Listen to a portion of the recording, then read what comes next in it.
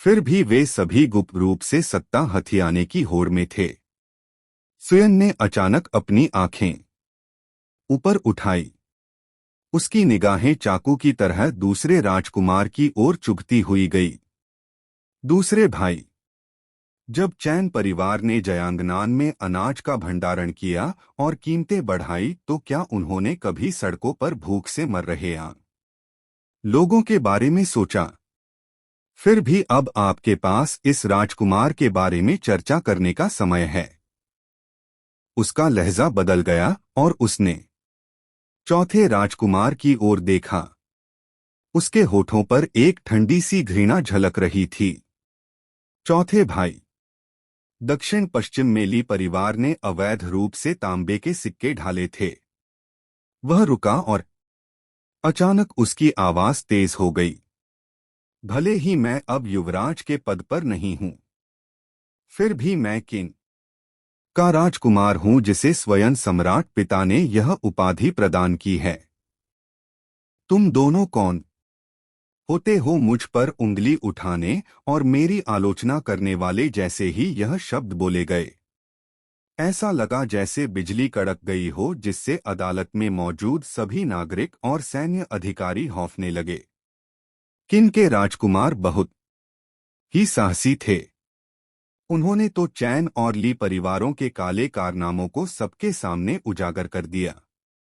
दरबार में मौजूद हर अधिकारी को पता था कि चैन परिवार अनाज का भंडारण करता था और ली परिवार नकली नोट बनाता था। बात सिर्फ इतनी थी कि किसी ने भी इस खुले रहस्य के पर्दे को हटाने की हिम्मत नहीं की।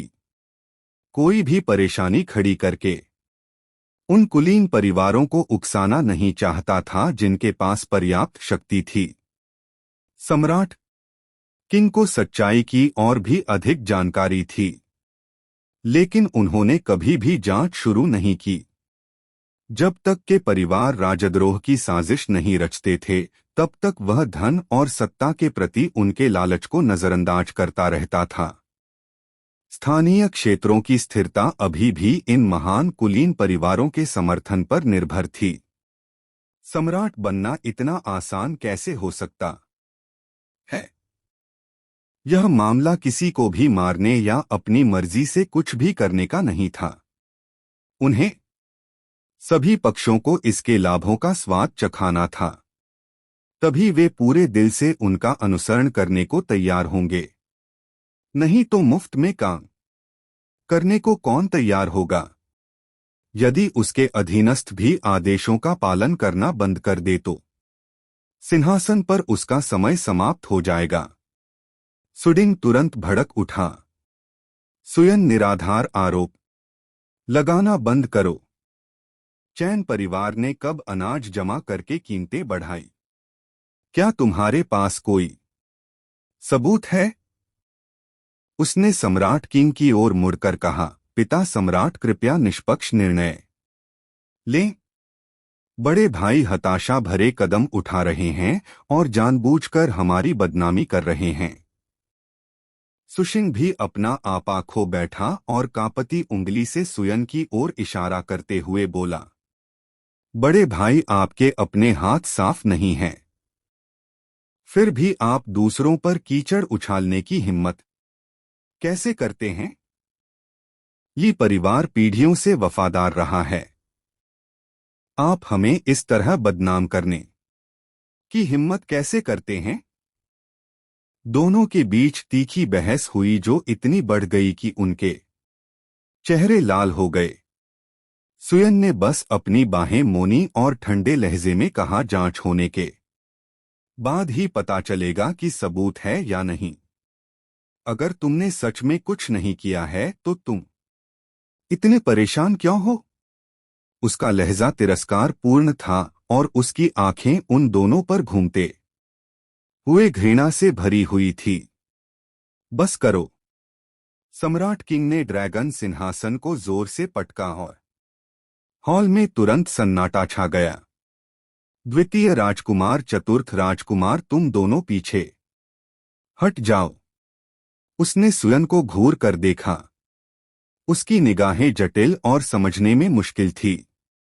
बड़े भाई अपनी जुबान संभालकर बात करें।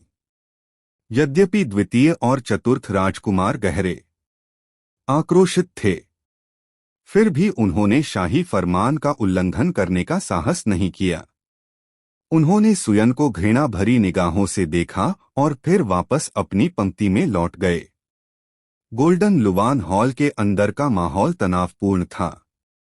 सभी लोग बाहर की ओर टकटकी लगाए हुए थे, केवल इंपीरियस सिटी ब्यूरो की खोज के परिणामों की प्रतीक्षा कर रहे थे। कुछ ही देर में शाहीन नगर बहरों के कमांडर वही पसीने से तरबतर होकर गोल्डन लुवान हॉल में पहुंचे। उन्होंने घुटने टेक कर प्रणाम किया। महाराज किन राजकुमार के निवास की तलाशी पूरी हो गई है। सम्राट किंग अचानक सीधे बैठ गए। परिणाम क्या है? महामहिम निवास स्थान की पूरी तरह से तलाशी ली गई और अध्ययन कक्ष में स्थित गुप्त कक्ष को भी तोड़कर खोला गया। वही ने रुककर जोर से घोषणा की, कोई भी गुप्त वस्त्र या गुप्त पत्र नहीं मिले। क्या सिनसुली हुई पल भर में हक्का बक्का रह गया। आधा कदम पीछे हट गया। उसका चेहरा कागज की तरह पीला पड़ गया। उसने चीखते हुए वही की ओर इशारा किया। गुप्त कमरा? क्या तुमने अध्ययन कक्ष के गुप्त कमरे की तलाशी ली? तुमने ठीक से तलाशी नहीं ली होगी। मंत्री जी अपनी बातों पर ध्यान दें। वही ने ठंडी निगाहों से घूरते हुए कहा, शाही नगर पालिका अपने काम में कभी गलती नहीं करती। क्या आप शाही नगर पालिका पर सवाल उठा रहे हैं या किन के राजकुमार को फंसाने की कोशिश कर रहे हैं? ली हुई का गला सूख गया और उसने तुरंत अपना मुंह कसकर बंद कर लिया। शाही शहर ब्यूरो शाही कालकोठियों की देखरेख करता था। उन्हें नाराज करना अपनी कब्र खोदने के बराबर था। वह जमीन पर गिर पड़ा। उसके दिमाग में बस एक ही बात थी, सब खत्म हो गया। मुझे उस मास्टरमाइंड ने मोहरे की तरह इस्तेमाल किया। हॉल में मौजूद कुछ मंत्रियों ने दबे स्वर में राहत की सांस ली। उनकी निगाहें अब सुयन की ओर थी और उनमें भावनाओं का एक जटिल मिश्रण झलक रहा था। सुयन आगे बढ़ा। उसकी आवाज एक विशाल घंटी की तरह गूंज उठी। महाराज पिताली हुई ने एक सेंसर के रूप में वफादारी दिखाने या देश की सेवा करने में विफल रहा है, बल्कि उसने एक राजकुमार को फंसाने के लिए राजद्रोह का गंभीर अपराध गढ़ा है। यदि ऐसे आचरण को कड़ी सजा नहीं दी गई तो दरबार में हर कोई भय में जिएगा और महान किन के कानूनों का क्या होगा। ली हुई घुटनों के बल 2 कदम आगे बढ़ा। उसका माथा जमीन पर जोर से टकराया। महाराज, जब इस प्रजा ने यह खबर सुनी तो मेरा हृदय चिंता से जल उठा। मैं केवल महाराज की चिंताओं को साझा करना चाहता था। मेरा किंग के राजकुमार को फंसाने का कोई इरादा नहीं था। सम्राट किंग ने अपनी आंखें सिकोल ली। तुम्हें यह जानकारी कहां से मिली? यह ली हुई की कंठ में उभार आया। किसी ने एक गुप्त पत्र और नक्शा भेजा है। इससे पहले कि वह अपनी बात पूरी कर पाता, सम्राट किंग ने अपनी मेज से एक ज्ञापन उठाया और उसे नीचे फेंक दिया। जो ली हुई को जा लगा, मूर्ख, तुम दूध को ठीक से पहचान भी नहीं पाए। फिर भी तुमने दरबार में एक राजकुमार पर राजद्रोह का आरोप लगाने की हिम्मत की।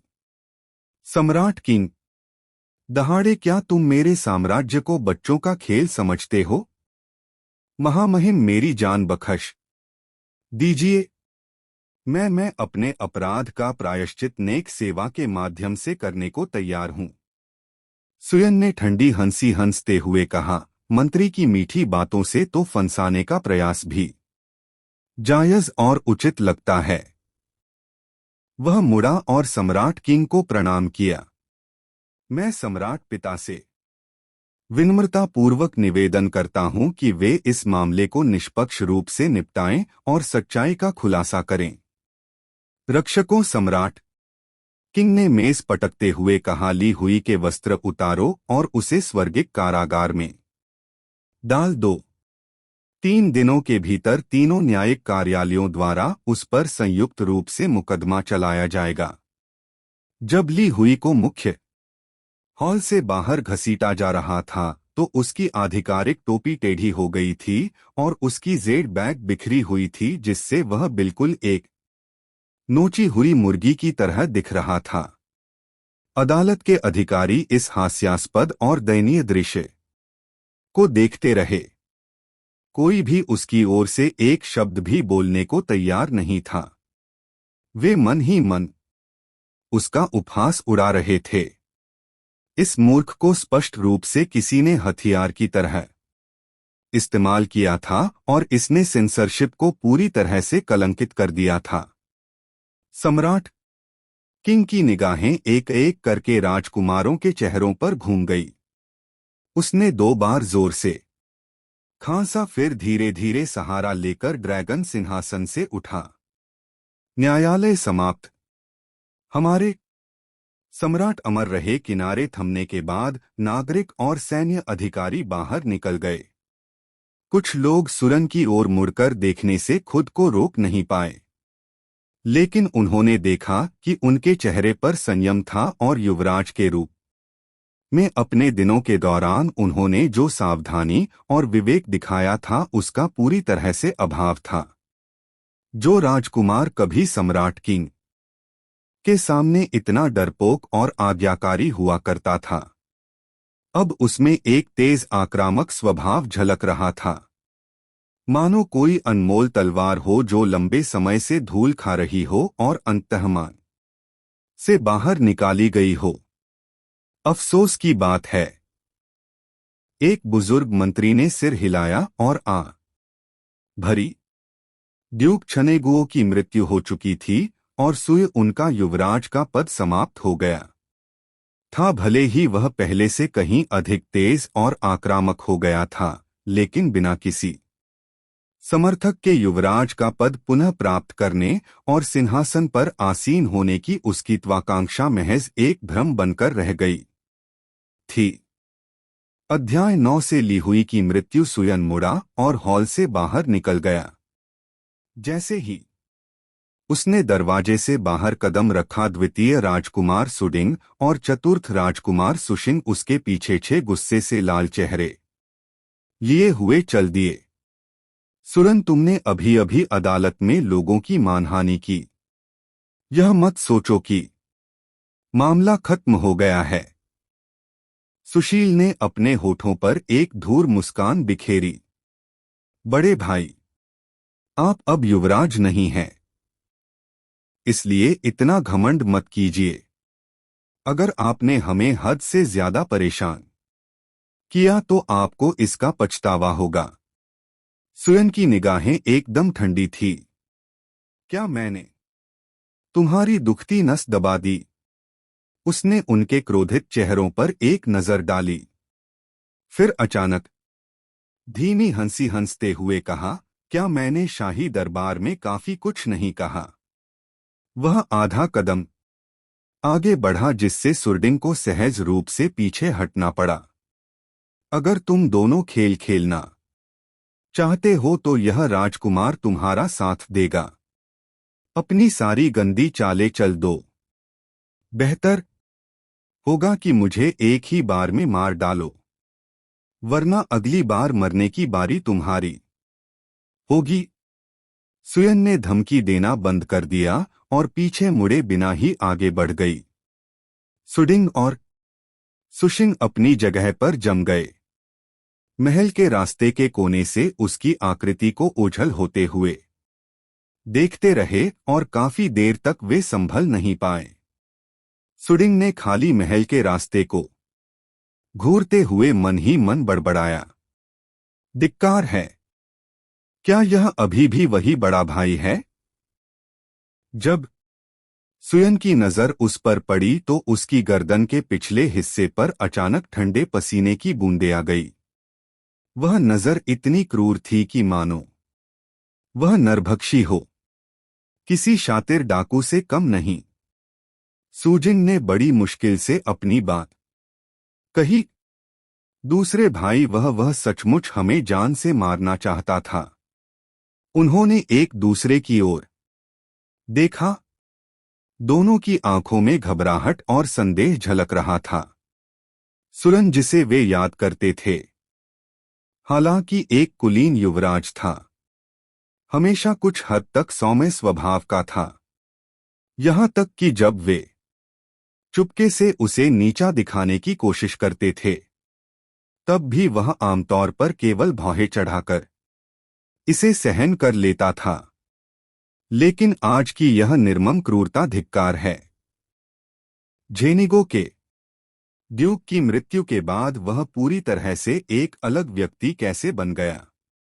सुरगिन ने दांत पीसते हुए मुट्ठियां इतनी भी ली कि उनमें से चटकने की आवाज आई। नहीं, मुझे तुरंत महारानी को बताना होगा। अगर हमने बड़े भाई को रहने दिया तो वह एक बड़ी मुसीबत खड़ी कर देगा। सुशील ने सिर हिलाया और उस दिशा में देखने लगा जहां से सुलूल गायब हो गई थी।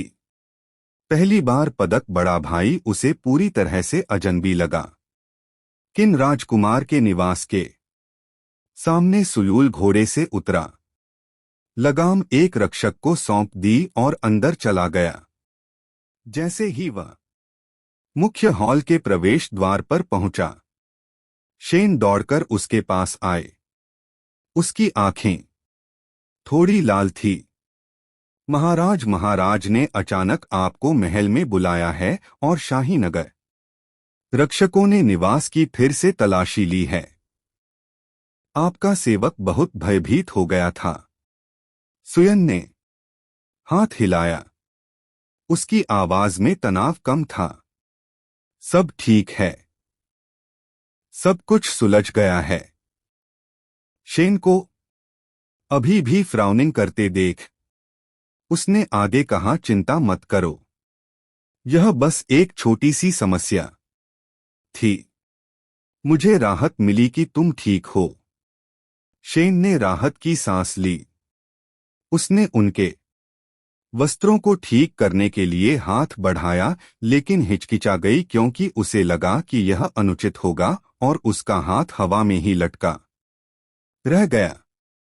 आपका नौकर आपके लिए गुलदाउदी की चाय बनाता है, जिससे आपका मन शांत हो जाएगा। इतना कहकर वह तेजी से रसोई की ओर चल पड़ी। तभी झाऊ गांव गलियारे से चलकर आया और धीमी आवाज में पूछा, गुरुजी, शाही दरबार में क्या चल रहा है? सुरन मुख्य हॉल में दाखिल हुआ और लापरवाही से अपनी कमर पर बंदी जेड बेल्ट खोलते हुए बोला, मुझे पद से हटाने का आदेश संसली हुई ने दिया था। लेकिन उसे यह भी नहीं पता था कि इस साजिश का मास्टरमाइंड कौन था। साफ तौर पर उसे मोहरे की तरह इस्तेमाल किया जा रहा था। झाव गांव ने फुसफुसाते हुए कहा, मास्टर ने नकाबपोश आदमी का पता लगाने के लिए और अधिक आदमी तैनात किए हैं। वह व्यक्ति राजधानी की सीमाओं के भीतर काम कर रहा है। वह हमारी निगरानी से नहीं बच पाएगा। सुयन ने सिर हिलाया। इंटरनेट की क्षमताओं के साथ नकाबपोश व्यक्ति का पता लगाना बेहद आसान होगा। उस मूर्खली हुई ने दरबार में इस राजकुमार की बदनामी करने की हिम्मत की। मुझे बदला लेना ही होगा। जाओ, उससे निपटो। उसे उसकी मूर्खता की कीमत चुकानी होगी। झाऊ गांव की आंखों में चमक आ गई। गुरुजी, ली हुई को मारने से शायद इस सब के पीछे का असली व्यक्ति सामने आ जाए। वह रुका और समझाया, ली हुई मुख्य संवेदक होने के नाते कोई मूर्ख नहीं है। केवल एक पत्र के आधार पर किसी राजकुमार पर राजद्रोह का आरोप लगाने का साहस करना यह दर्शाता है कि या तो वह पत्र भेजने वाले को जानता है या कोई उसे ब्लैकमेल कर रहा है। दरबार में संदेशवाहक का नाम बताने से इनकार करना स्पष्ट रूप से इंगित करता है कि वह साजिशकर्ता के आने और उसे बचाने का इंतजार कर रहा था। सुयन ने अचानक ऊपर देखा। झावगाम सही थे। सेंसरशिप के दायरे में कौन सा बूढ़ा लोमड़ी जैसा शख्स चालाक नहीं है। ली हुई ने ऐसा करने का साहस तभी किया होगा जब वह अपनी सबसे बड़ी कमजोरी से ग्रस्त हो गया हो। उसे अचानक ली हुई की आंखों में घबराहट भरी नजर याद आ गई जब उसे घसीट कर ले जाया जा रहा था और उसने मन ही मन व्यंग किया, क्या तुम यह सुझाव दे रहे हो कि अगर हम ली हुई को मार दें तो मुख्य साजिशकर्ता यह मान लेगा कि उसने मरने से पहले अपना जुर्म कबूल कर लिया था? बिल्कुल सही। झाव गांव ने झुककर कहा, ली हुई की मृत्यु होते ही वह व्यक्ति निश्चित रूप से अपने भेद खुलने का संदेह करेगा और अंततः कोई ना कोई गलती कर बैठेगा। सुयन की उंगलियां मेज पर जोर से थपथपा रही थी। अच्छा, जैसा आपने सुझाव दिया था वैसे ही आगे बढ़ो। इंटरनेट को इसे संभालने दो। इसे साफ करो और फिर यह अफवाह फैलाओ कि ली हुई शाही जेल में रहते हुए दूसरों को बेबुनियाद फंसा रहा था। उसकी आंखों में एक तीखी चमक कौन थी? मैं देखना चाहता हूं कि अंधेरे में छिपा कौन सा चूहा इस राजकुमार के पीछे आने की हिम्मत करता है। ... शाही हरम चुन महल के बाहर नक्काशीदार बीम और चित्रित स्तंभ चिलचिलाती धूप में सुनहरी रोशनी से जगमगा रहे थे और छज्जे पर लगी तांबे की घंटियां हवा के झोंके में मधुर ध्वनि बिखेर रही थी। सुरडिंग जल्दी में पहुंचा। प्रवेश द्वार पर तैनात पहरेदारों ने एकमत होकर मुट्ठी भी ली। द्वितीय राजकुमार, क्या मदर कंसोर्ट अंदर है? महामहिम को सूचित किया जाता है कि महारानी भीतरी कक्ष में विश्राम कर रही हैं। सूरंग ने सिर हिलाया और जल्दी से अंदर चला गया। मुख्य हॉल के अंदर रेशमी जालीदार पर्दे नीचे लटके हुए थे। रानी चैन चांदनी सफेद रंग की सुनहरी प्लीटेड स्कर्ट पहने एक मुलायम सोफे पर तिरछी मुद्रा में बैठी थी। उनकी चर्बी से भरी जेड जैसी त्वचा पारदर्शी कपड़े के पीछे से हल्की हल्की दिखाई दे रही थी। उनकी कमर बेहद पतली थी और उनकी कोमल उंगलियां उनके लाल होठों में अंगूर चुभा रही थी। दो नौकरानियां उसके दोनों ओर खड़ी थी। बाईं ओर वाली नौकरानी उसके कंधों और गर्दन की मालिश कर रही थी, जबकि दाईं ओर वाली नौकरानी धीरे से एक शियांगफी बांस का पंखा हिला रही थी। सुरडिंग को अंदर आते देख महारानी चैन ने अपनी नेह आंखों को थोड़ा ऊपर उठाया। उनकी आवाज में उदासी थी। डिंगर, आज मेरे महल में क्या बात है? महारानी, आपके बेटे को कुछ अत्यावश्यक बातें करनी है। सुरडिंग तुरंत आगे बढ़ा। महारानी चैन ने हाथ हिलाकर तिरस्कारपूर्ण लहजे में कहा, आप दोनों यहां से जा सकते हैं। नौकरानियों ने झुककर अभिवादन किया और हॉल से बाहर चली गई। बताओ क्या बात है? महारानी चैन ने थोड़ा सा उठकर बैठ गई। सूर ने अपनी आवाज धीमी करते हुए कहा, महारानी, आज दरबार में एक बड़ी घटना घटी है।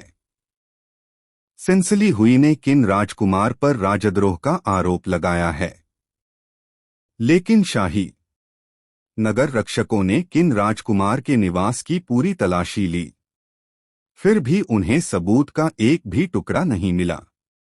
उन्होंने तेजी से बोलते हुए अदालत में हुई हर बात का विस्तार से वर्णन किया और अंत में दांत पीसते हुए अपनी बात समाप्त की। सुयन के जाने से पहले उसने धमकी तक दे दी थी कि वह तुम्हारे बेटे और चौथे भाई को भुगतने पर मजबूर कर देगा। यह सुनकर महारानी चैन ने पहले अपनी भहें उठाई, फिर व्यंग भरी मुस्कान दी। अरे यह अपदस्थ युवराज तो वाकई बहुत गुस्साहसी हो गया है। उसका लहजा अचानक ठंडा पड़ गया। एक अपदस्थ राजकुमार बिना झेनेबो के ड्यूक के समर्थन के भला किस तरह की हलचल मचा सकता है। डेंक यह याद रखना। वह अचानक सीधी होकर बैठ गई। अब आपका सबसे महत्वपूर्ण कार्य महामहिम के समक्ष स्वयं को दृढ़ता से स्थापित करना और परोपकार और सम्मान की छवि प्रस्तुत करना है। जब तक युवराज का पद रिक्त रहता है, आपको हर संभव प्रयास करना होगा। सम्राट द्वारा महारानी की नियुक्ति में देरी का कारण यही है कि मातृपक्ष के रिश्तेदारों को अत्यधिक शक्तिशाली होने से रोका जा सके। चैन परिवार आपके लिए मार्ग प्रशस्त कर सकता है, लेकिन उस मार्ग पर आप कैसे चलते हैं, यह आप पर निर्भर करता है। सुरगिंग ने अनजाने में अपनी मुट्ठियां भी ली और उसकी कनपटी पर पसीने की बारीक बूंदें आ गई। वह अपनी मातृसत्ता के तौरीकों से भलीभांति परिचित था। कुछ साल पहले उस गुनी और सौम्य महारानी शू ने उनकी माता महारानी का रास्ता रोक दिया था और उनकी बीमारी से मृत्यु आधे महीने के भीतर हो गई थी। महारानी चैन की नजरें अब ऐसी थी मानो वह किसी तराश हुए बेदागस पत्थर को देख रही हो।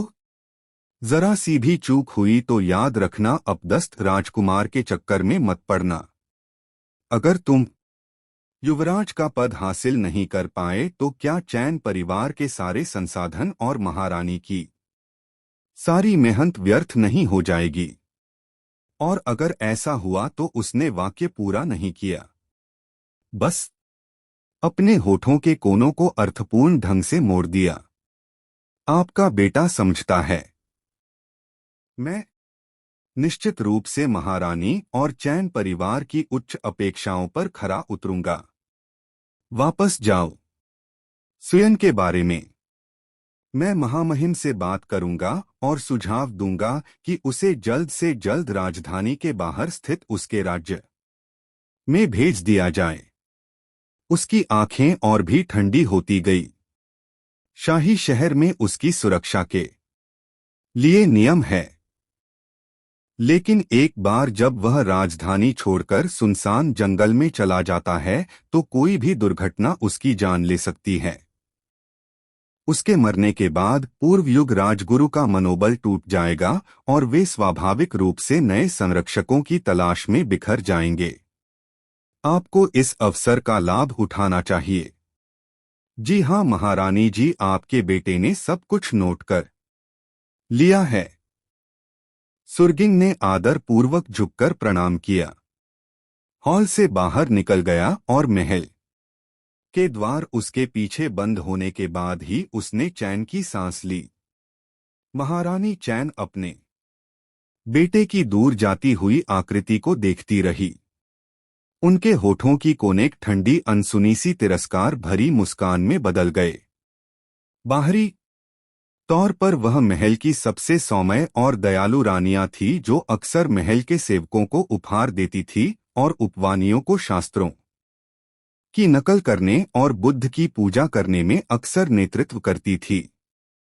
बाहरी लोग उनकी बुद्धिमत्ता और सद्गुणों की प्रशंसा करते थे, लेकिन असल में वह ऐसी शख्सियत थी जो सत्ता हासिल करने के लिए किसी भी हद तक जा सकती थी।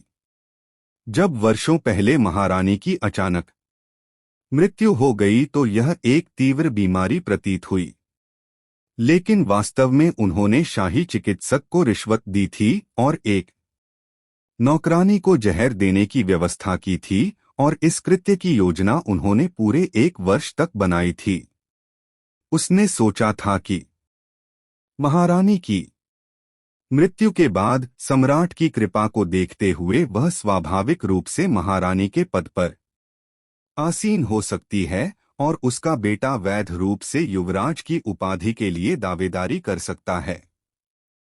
उन्हें आश्चर्य हुआ कि सम्राट किंग ने फिर कभी महारानी नियुक्त करने का मुद्दा नहीं उठाया। स्पष्ट रूप से वे उन्हें और चैन परिवार के प्रभाव को बहुत अधिक बढ़ने से रोकना चाहते थे। वह कई वर्षों से इस निराशा को अपने अंदर दबाए बैठी थी। सूरज डूब रहा था। नारंगी लाल रंग की आभा ने शाही शहर की चमकदार टाइलों पर एक सुनहरी परत चढ़ा दी। धीरे धीरे सड़कें चहल पहल से भर गई। लालटेन लिए विक्रेता कैक्टस की मिठाइयों और ओस्मंथस केक के बारे में जोर जोर से प्रचार कर रहे थे, जबकि गाड़ियां और पैदल यात्री भीड़ के बीच से गुजर रहे थे।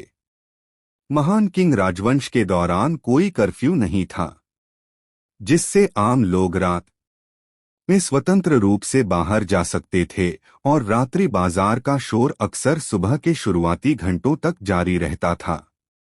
दिन भर लोग काम और खेतीबाड़ी में व्यस्त रहते थे, इसलिए खरीदारी और खर्च करने के लिए केवल शाम का समय ही खाली रहता था।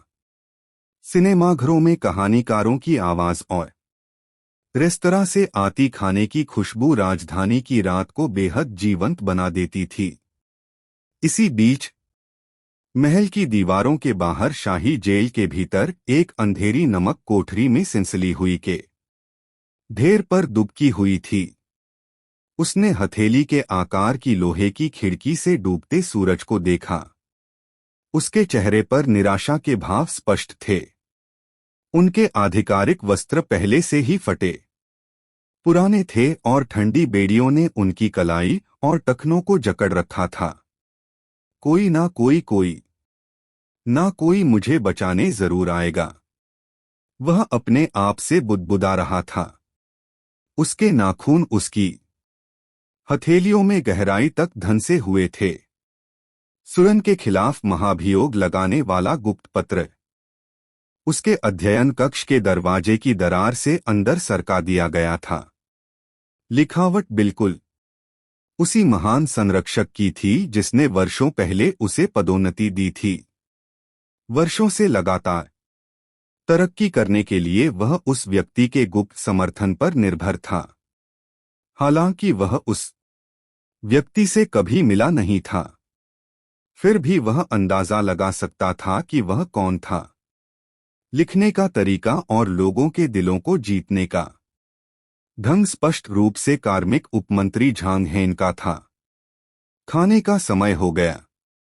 खाने का समय हो गया। कोठरी का दरवाजा चरमराते हुए खुला। धुंधली रोशनी में एक जेल ट्रे लेकर अंदर आया। ट्रे में रखे मोटे चावल अभी भी भाप छोड़ रहे थे। ली हुई भूख से बेहाल था। उसने कटोरा उठाया और चावल मुंह में ठूसने लगा, जिससे चावल के दाने उसके सामने गिर गए। अचानक जेलर ने अपनी आवाज धीमी कर ली। उसका लहजा बर्फीला था। ली स्वामी मालिक ने आपको यहां से जाने का आदेश दिया है। लीहू हुई का हाथ कांप उठा और चावल का कटोरा जमीन पर गिर पड़ा। वह घुटनों के बल बैठा और प्रणाम किया। उसका माथा पत्थर के फर्श से टकराया और धीमी आवाज में बोला, हे वीर, मेरी जान बख्श दीजिए। मैंने किसी को कुछ नहीं बताया। कृपया वापस जाएं और गुरुजी को बता दीजिए कि मैं चुप रहने का वादा करता हूं। मैं उन्हें कभी धोखा नहीं दूंगा। उसकी आवाज कांप रही थी। उसके नाखून घूंसे में गड़ रहे थे। मैं जानता हूं कि यह उपमंत्री झाग है। अगर वह मुझे बचा लेता है तो मैं उसकी दास्ता करने को तैयार हूं।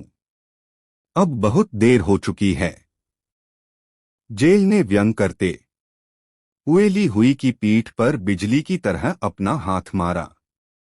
ली हुई की आंखों की पुतलियां अचानक सिकुड़ गई। झांक तू कमीना, तू मुझे चुप कराने की हिम्मत कैसे करता है। इससे पहले कि वह अपनी बात पूरी कर पाता, एक जबरदस्त बल ने उसे आहत किया, जिससे वह खून थूकते हुए भूसे के ढेर पर बेजान होकर गिर पड़ा। उसकी आंखें चौड़ी और बेजान थी। जेलर, जो वास्तव में भश बदलकर आया हुआ लुबानशेन था, ने अपने हाथों से धूल झाड़ी। उसके होठों पर एक ठंडी घृणा झलक रही थी। मुझे उम्मीद नहीं थी कि मैं सचमुच उनसे ना निकलवा लूंगा। झान कार्मिक उपमंत्री, वह नीचे झुका और ली हुई की सांसें जांची। मृत्यु की पुष्टि होने पर उसने जल्दी से शव को छाया में घसीटा, टूटे हुए चावल के कटोरे को एक कोने में फेंक दिया, फिर मुड़ा, कोठरी का दरवाजा बंद किया और शाही जेल से ऐसे बाहर निकल गया जैसे से कुछ हुआ ही ना हो। अंधेरे में काला चोला चमक उठा और गली के प्रवेश द्वार पर झट से गायब हो गया। अध्याय 10 शो शुरू होता है। राजकुमार किन का निवास स्थान। आंगन में लगी लालटेनें जल उठी, जिससे जमीन पर हल्की पीली रोशनी फैल गई। पिछवाड़े के बगीचे में कमल के फूल लगभग मुरझा चुके थे और हवा में लड़खड़ाते हुए लटक रहे थे। दूर से रात के चौकीदार की घंटी की आवाज सुनाई दे रही थी। अध्ययन कक्ष के अंदर झाऊ गांव तेजी से दाखिल हुआ। कोठरी का दरवाजा चरमराते हुए खुला। धुंधली रोशनी में एक जेल ट्रे लेकर अंदर आया। ट्रे में रखे मोटे चावल अभी भी भाप छोड़ रहे थे। ली हुई भूख से बेहाल था। उसने कटोरा उठाया और चावल मुंह में ठूसने लगा, जिससे चावल के दाने उसके सामने गिर गए। अचानक जेलर ने अपनी आवाज धीमी कर ली। उसका लहजा बर्फीला था। ये स्वामी मालिक ने आपको यहां से जाने का आदेश दिया है। लीहू हुई का हाथ कांप उठा और चावल का कटोरा जमीन पर गिर पड़ा। वह घुटनों के बल बैठा और प्रणाम किया। उसका माथा पत्थर के फर्श से टकराया और धीमी आवाज में बोला, हे वीर, मेरी जान बख्श दीजिए। मैंने किसी को कुछ नहीं बताया। कृपया वापस जाएं और गुरुजी को बता दीजिए कि मैं चुप रहने का वादा करता हूं। मैं उन्हें कभी धोखा नहीं दूंगा। उसकी आवाज कांप रही थी। उसके नाखून घूंसे में गड़ रहे थे। मैं जानता हूं कि यह उपमंत्री झाग है। अगर वह मुझे बचा लेता है तो मैं उसकी दास्ता करने को तैयार हूं। अब बहुत देर हो चुकी है। जेल ने व्यंग करते हुए ली हुई की पीठ पर बिजली की तरह अपना हाथ मारा। ली हुई की आंखों की पुतलियां अचानक सिकुड़ गई। झांक तू कमीना, तू मुझे चुप कराने की हिम्मत कैसे करता है। इससे पहले कि वह अपनी बात पूरी कर पाता, एक जबरदस्त बल ने उसे आहत किया, जिससे वह खून थूकते हुए भूसे के ढेर पर बेजान होकर गिर पड़ा। उसकी आंखें चौड़ी और बेजान थी।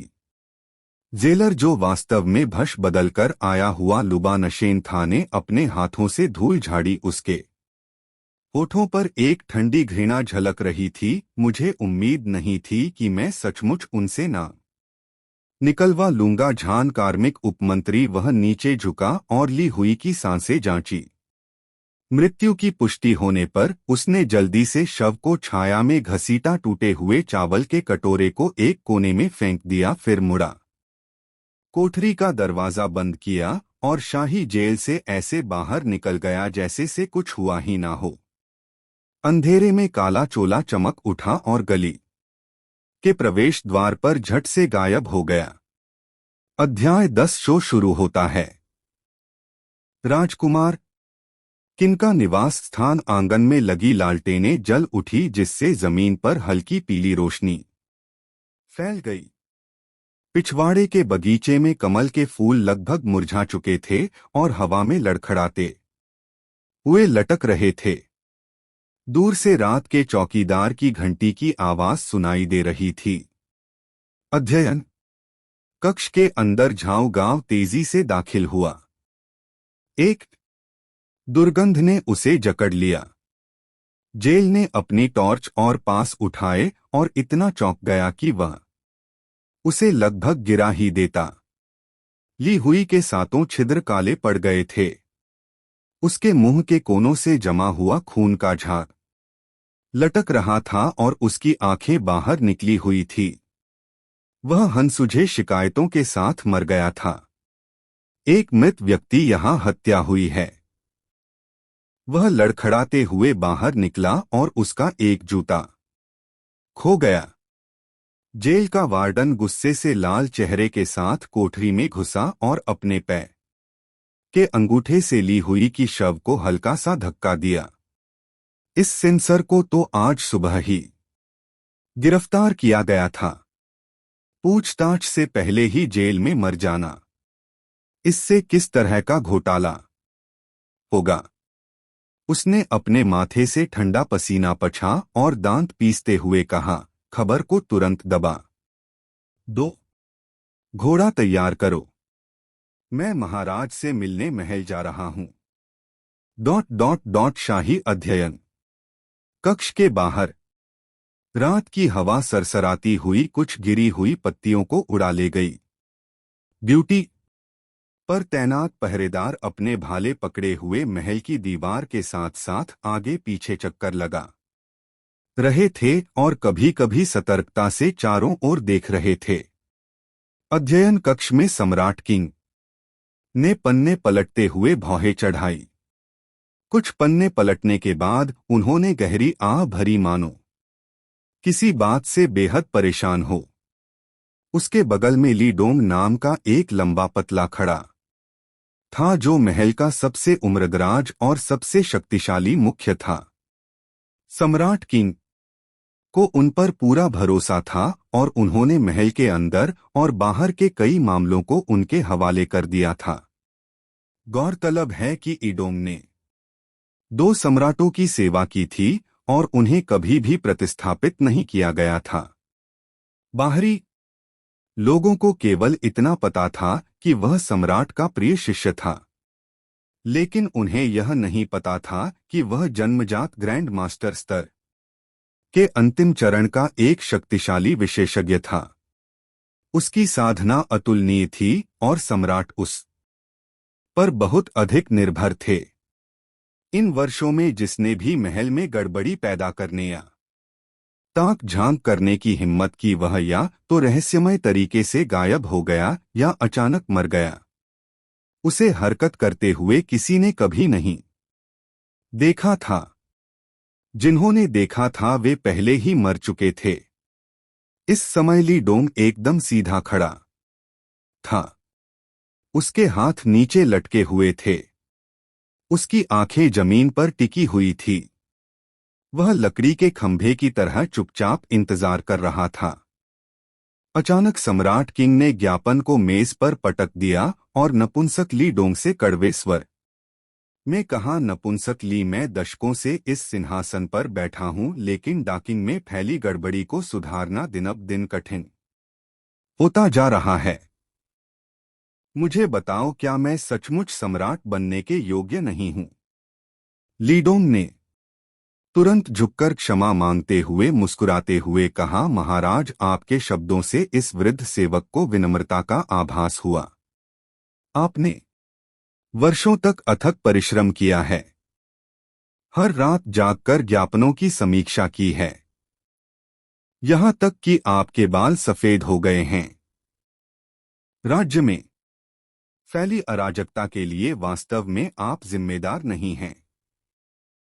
मेरी चापलूसी करना बंद करो। सम्राट किंग ने हाथ हिलाते हुए आह भरी। मुझे अच्छी तरह पता है कि क्या हो रहा है। कुलीन परिवार उपजाऊ भूमि पर कब्जा कर रहे हैं। मार्शल आर्ट संप्रदाय उपद्रव मचा रहे हैं और वे विद्रोही हर कुछ दिनों में हंगामा खड़ा कर देते हैं। दरबारी मामलों के बारे में सोचते हुए बोलते बोलते उनका गुस्सा और बढ़ गया। आज दरबार में सबसे बड़े राजकुमार ने जो कहा वह बिल्कुल सही था। अपने पूर्वजों द्वारा छोड़ी गई नींव पर निर्भर रहने वाले वे शक्तिशाली कुलशाही दरबार को बिल्कुल भी महत्व नहीं देते। सम्राट किंग ने मेज पर हाथ पटका। नपुंसक ली जयान में चैन परिवार और दक्षिण पश्चिम में ली परिवार को चेतावनी देने के ये लोगों को भेजो, उन्हें कहो कि वे तमीज से पेश आए। अगर वे अपनी हरकतों पर काबू नहीं रखते तो मैं कोई रहम नहीं दिखाऊंगा। साथ ही राजकुमार पिंगनान झा, उसकी त्वाकांक्षाएं बेलगाम है, उस पर नजर रखने के लिए कुछ और जासूस भेजो। यह बूढ़ा नौकर समझता है। ली डोंग ने झट से सिर हिलाया।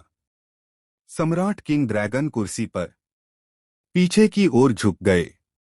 उनका चेहरा गंभीर था। सच कहूं तो अगर शाही दरबार व्यवस्था बनाए रखने के लिए अभी भी इन कुलीन परिवारों पर निर्भर नहीं होता तो वह भी अपने आदमियों को लेकर उनके घरों पर छापा मारने के लिए उत्सुक होता। कुलीन परिवारों की जड़ें गहरी जमी हुई थी और उनके बीच जटिल संबंधों का जाल था। एक बाल खींचने से पूरे शरीर पर असर पड़ सकता था। पिछली बार जियांगनान ने एक सेंसनेकर चोरी के आरोप में चैन परिवार पर महाभियोग चलाया था। ठीक अगले दिन उनका पूरा परिवार रहस्यमय तरीके से एक अजीब बीमारी की चपेट में आ गया और सबकी मृत्यु हो गई, जिससे किसी भी प्रकार की जांच असंभव हो गई। जब वह पहली बार सिंहासन पर बैठा तब डाकिंग पहले से ही बदहाल स्थिति में था। दिवंगत सम्राट अपने जीवन के अंतिम वर्षों में काफी उलझ गए थे, जिससे राष्ट्रीय खजाना खाली हो गया था और सीमाओं पर विदेशी शत्रुओं द्वारा लगातार हमले होते रहते थे। इन वर्षों में उन्होंने समस्याओं को ठीक करने के लिए बेताब कोशिशें की। सेना में कटौती की और करों में कमी की, लेकिन कुलीन परिवारों ने अनाज का भंडारण और निजी सेनाएं खड़ी करना जारी रखा और सम्राट के रूप में उनकी पूरी तरह से अवहेलना की। देश भर में फैले 12 प्रांत, करोड़ों प्रजाजन, इतने बड़े भूभाग और इतनी बड़ी आबादी का प्रबंधन करना स्वर्ग में जाने से भी कठिन था। जहां बहुत सारे लोग होते हैं वहां परेशानी होना तय है। कुछ लोग जो पर्याप्त भोजन नहीं पा सके उन्होंने उपद्रव किया। कुछ ने कुटिल तरीकों से सरकारी पद प्राप्त किए और अन्य गुप्त रूप से विद्रोहियों में शामिल हो गए। महामहिम शाही कालकोठरी के रक्षक खान झेंग आपसे मिलना चाहते हैं। शाही अध्ययन कक्ष के बाहर हिजड़े की तीखी आवाज गूंज उठी। सम्राट किंग एकदम सतर्क हो गए। सामान्यतः महल के द्वार शू के समय के बाद बंद कर दिए जाते थे और कोई भी अधिकारी देर रात को मुलाकात की कोशिश नहीं करता था जब तक कि कोई अत्यंत आपातकालीन स्थिति ना हो। उसे अंदर आने दें। नक्काशीदार लकड़ी का दरवाजा धक्का देकर खोला गया। हान झेंग अंदर घुसा और धड़ाम से घुटनों के बल गिर पड़ा। महाराज ससुली हुई की शाही कालकोठरी में हिंसक मौत हुई। उनके सातों छिद्रों से खून बह रहा था और उनकी पीठ पर हथेली का निशान था। यह स्पष्ट रूप से किसी हत्यारे का काम है जो टकराना। सम्राट किंग ने गुस्से में अपना हाथ मेज पर पट्टा। उसे आज सुबह ही शाही कालकोठरी में ले जाया गया था और आज रात उसकी हिंसक मौत हो गई। क्या उन्हें लगता है कि मेरी शाही कालकोठरी सिर्फ दिखावे के लिए है? पहले तो उन्होंने राजकुमार किंग को विद्रोह के आरोप में फंसाया और अब गवाह को चुप करा रहे हैं। वे मेरी गरिमा को मिट्टी में मिलाने की कोशिश कर रहे हैं। हॉल की हवा पल भर में जम गई। वाह, यह तो बहुत बढ़िया है। नपुंसकी शाही नगर रक्षक दल को तुरंत गहन जांच का आदेश दो। हमें अपराधी को जिंदा या मुर्दा ढूंढ निकालना ही होगा। जी हाँ, महाराज ली डोंग ने झुककर आदेश स्वीकार किया। हान झेन के पीछे हटने के बाद सम्राट किंग ने अचानक अपनी आवाज धीमी कर दी। उनकी आंखों में एक निर्मम चमक दिखाई दी। नपुंसकली शैडो गार्ड्स को भी जुटाओ। हम जिसका भी पर्दाफाश करें, मैं उस पर कोई दया नहीं दिखाऊंगा। शैडो गार्ड्स शाही परिवार के हाथों में सबसे तेज शैडो ब्लेड। यह रहस्यमयी संगठन डाकिंग राजवंश के अंधकार में गहराई से छिपा हुआ था। हालांकि इसमें केवल 1000 सदस्य थे, लेकिन प्रत्येक सदस्य असाधारण कौशल से संपन्न था। कुछ लोग दीवारों पर चढ़ने और गुप्त बातों को सुनने में माहिर थे। कुछ अदृश्य हत्याओं के लिए विश्व कला में निपुण थे, और यहां तक कि कुछ मार्शल ग्रैंड मास्टर भी थे जो उनका नेतृत्व कर रहे थे। शैडो गार्ड्स को बचपन से ही गुप्त रूप से प्रशिक्षित किया जाता था। क्रूर प्रशिक्षण के माध्यम से उन्हें परखा जाता था। उनकी पिछली पहचान छीन ली जाती थी और वे केवल सम्राट को ही अपनी एकमात्र निष्ठा का लक्ष्य मानते थे। कई वर्षों तक शैडो गार्ड्स की कार्रवाइयों का कोई सुराग नहीं मिला था। बाहरी लोगों को इस बात का जरा भी अंदाजा नहीं था कि शाही परिवार के पास ऐसी कोई खुफिया एजेंसी है। शाही अध्ययन कक्ष से जल्दबाजी में निकलने के बाद यह डोंग महल के कई एकांत रास्तों से गुजरा और एक साधारण से उपयोगिता कक्ष के पीछे रुक गया। देखने में वह झाड़ू और पुराने लालटेन रखने की एक साधारण सी जगह लग रही थी, जिसकी दीवारें जगह-जगह से उखड़ी हुई थी। लेकिन उसने हाथ बढ़ाकर दीवार की एक खास ईंट की दरार को दबाया। हल्की सी क्लिक की आवाज के साथ एक गुप्त दरवाजा धीरे धीरे खुल गया। संकरी पत्थर की सीढ़ियों से नीचे उतरने पर एक रोशन तहखाना दिखाई देता था। कमरा घनी लकड़ी की अलमारियों से भरा हुआ था, जिन पर बांस की पट्टियों के बंडल और लेखन से भरे चरमपत्र रखे हुए थे। कोनों में तरह तरह के नक्शे लटके हुए थे। काले वस्त्र पहने कई नकाबपोश लोग खुफिया जानकारी जुटाने में व्यस्त थे। लीडोन के प्रवेश करने पर भी उन्होंने ऊपर की ओर नहीं देखा। यह शाही परिवार का सबसे गुप्त शैडो गार्ड मुख्यालय था। महामहिम ने शाही कालकोठरी में हुई हत्या की पूरी जांच का आदेश दिया है। लीडोंग ने शैडो गार्ड्स के नेता को एक डेस्क पर बैठे हुए पाया और संक्षेप में मिशन के बारे में बताया। नेता ने कुछ नहीं कहा, बस सिर हिलाया। फिर मुड़कर पास खड़े काले वस्त्रधारी लोगों को इशारा किया। पलक झपकते ही 7-8 आकृतियां तेजी से गायब हो गई और गुप्त कमरे के दूसरी ओर बने एक सुरंग से ओझल हो गई। शैडो गार्ड मुख्यालय छोड़ने के बाद लीडोन बिना रुके इंपीरियल सिटी गार्ड की ओर दौड़ा। शाही नगर रक्षक बल का भवन देखने में साधारण सा लगता था। प्रवेश द्वार पर केवल कुछ ही रक्षक खड़े थे। फिर भी यह राजधानी की सबसे शक्तिशाली कानून प्रवर्तन एजेंसी थी। वह सीधे कमांडर के कमरे में दाखिल हुआ और सम्राट किंग का फरमान सुनाया। वही ने आदेश स्वीकार कर लिया और तुरंत अपने कर्मियों को संगठित किया। पहली चेक इन काली बख्तर बंद घुड़सवार सेना अगली सुबह पूर्वी आकाश में मछली के पेट जैसी सफेद रोशनी फैलने लगी थी। शाही शहर की सड़कें पहले से ही चहल पहल से भरी हुई थी। नाश्ते के स्टालों से भाप में पके हुए बंस और तले हुए आटे के टुकड़ों की सुगंध हवा में तैर रही थी और अपने सामान को लेकर घूमते फेरी वालों की आवाजें उठती गिरती जा रही थी। महल के द्वार के बाहर नागरिक और सैन्य अधिकारी सुबह की अदालती सुनवाई के लिए कतार में खड़े थे। अचानक एक खबर भीड़ के बीच बिजली की तरह फैल गई। कल्कि के राजकुमार पर महाभियोग चलाने वाले से इंसल्ली हुई कि शाही जेल में मृत्यु हो गई। शाही जेल कैसी जगह है? यह एक किला है। वहां कोई यूं ही कैसे मर सकता है? किसी ने तो उन्हें चुप कराना चाहा होगा। यह महामहिम के प्रति घोर अपमानजनक है। मंत्री आपस में फुसफुसा रहे थे। उनकी आंखों में सदमा और बेचैनी साफ झलक रही थी।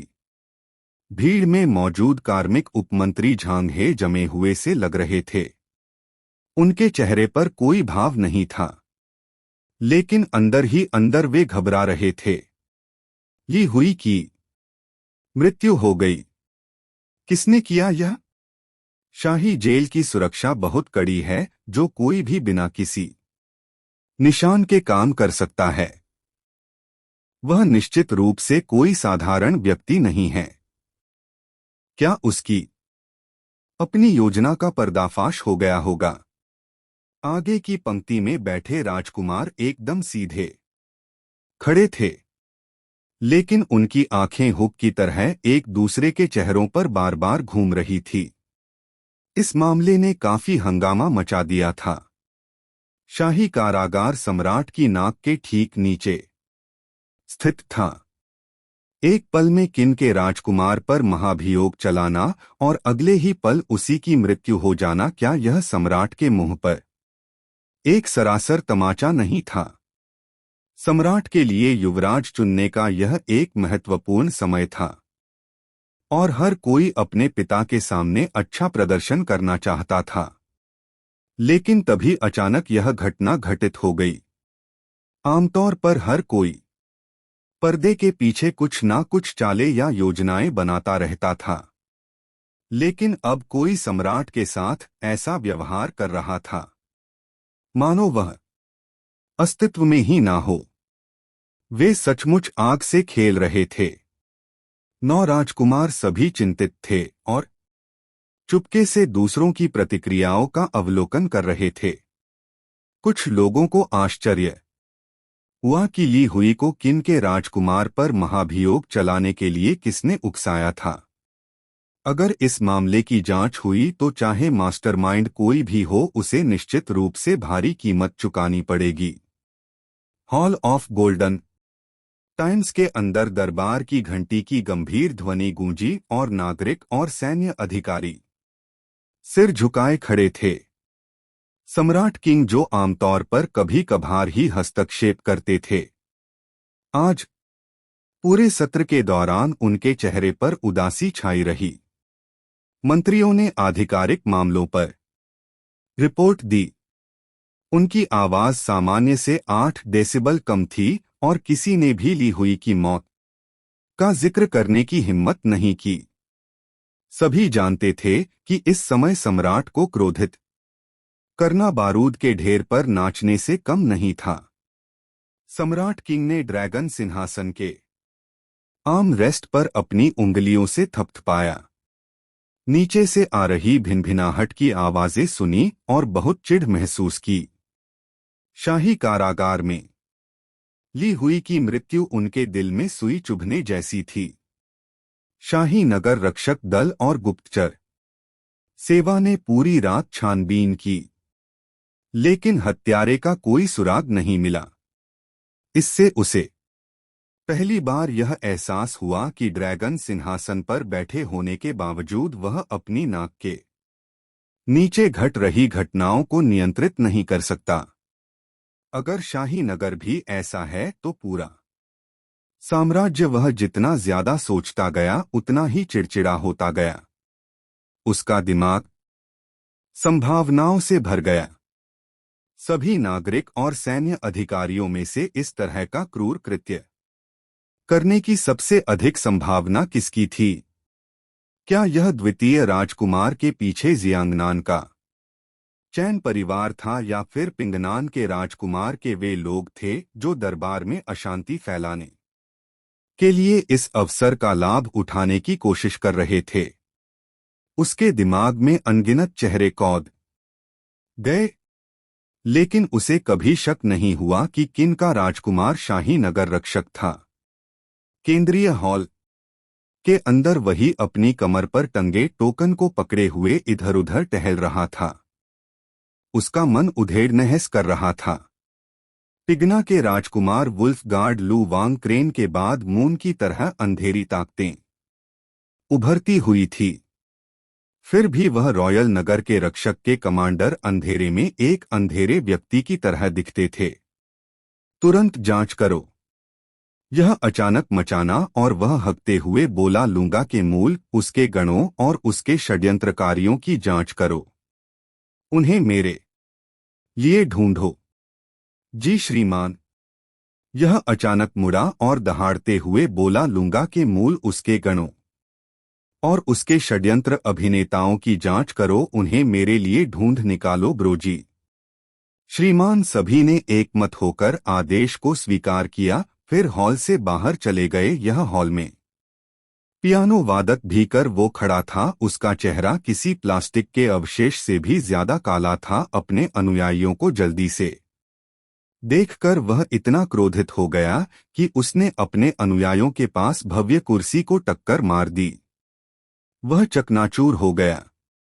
क्या उन्हें लगता है कि हमारे इंपीरियल सिटी गार्ड सिर्फ दिखावे के लिए हैं? उन्होंने दांत पीसते हुए बुदबुदाया कहा, कोई भी आम आदमी हमारी नाक के नीचे ही मुसीबत खड़ी कर सकता है। यह बेहद शर्मनाक है। वह 2 बार एक गोल गोल घूमती रही और धीरे धीरे इसके बारे में और अधिक सोचती रही और भी अधिक उदास महसूस करती रही। यदि सम्राट को पता चल जाए कि वह एक मार्शल आर्ट संगठन की जांच भी नहीं कर सका तो उसके सर धड़ से अलग क्यों नहीं किया जाएगा।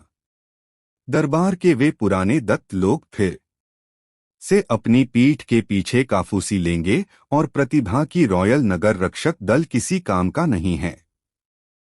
यह नारा उसने हाथ में पटका और बोला, मुझे महामहिम से और अधिक सैनिक और बजट की मांग करनी होगी, अन्यथा हर कोई हम पर साहस करने का साहस करेगा। इसी बीच रॉयल नगर रक्षक दल के सभी सदस्य आदेश प्राप्त करे ही क्रोध से आग बबूला हो गया। किसी ने कमर पर विचित्र वाले चाकू बांधते हुए बुदबुदाया से कहा, अभी वुल्फगार्ड से नहीं मिला है और अब लुओवांग सामने आया है। क्या वे सच में दिखते हैं कि हम दिखते हैं? एक व्यक्ति ने अपने मुंह में थुनसा। एक लंबा भाला कंधे पर रखा और बाहर निकाला गया। इस बार हम इन सभी कमियों का सफाया कर देंगे, अन्यथा जब हम यहां से जाएंगे तो गर्व से सिर नहीं उठाएंगे। इंपीरियल सिटी गार्ड परिसर में स्टेट्स की आहट और बोलियों की आवाजें एक विशाल तट में थमल बंद हो गई।